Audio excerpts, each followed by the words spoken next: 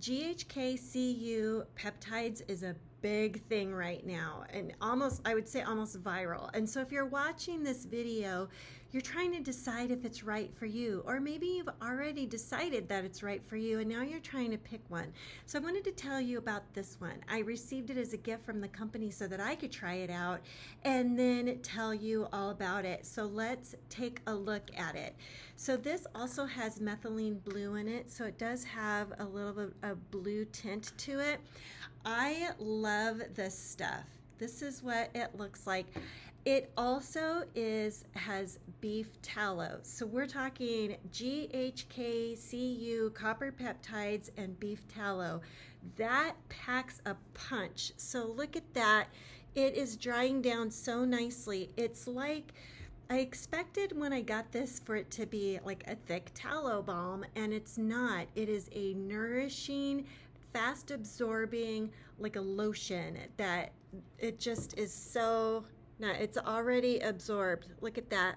So nice. The scent of it, I don't know. It's like unscented. I don't smell anything. But because of the grass-fed beef tallow, it also has the vitamin E. It's got the methylene blue. It's got the copper peptides. And so you can use this on your face in the morning and at night. If you put it on in the morning, I would put sunscreen on, but you could also, like I just did with my hand, but if you've got some dry spots, you could put it, you know, anywhere on your body, to like elbows, knees, the whole bit. It's just so, and look at that, it just absorbs so quickly. So this is nice. I love this. It feels so good going on. It absorbs so quickly. Thanks again. This is good stuff. I would love to know if you have tried yet the GHK-Cu peptides, and I want to hear about your experiences with it.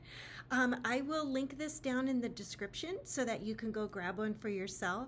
And if you like this video, please hit the like button and be sure to subscribe so that you don't miss cool product reviews like this. Thanks.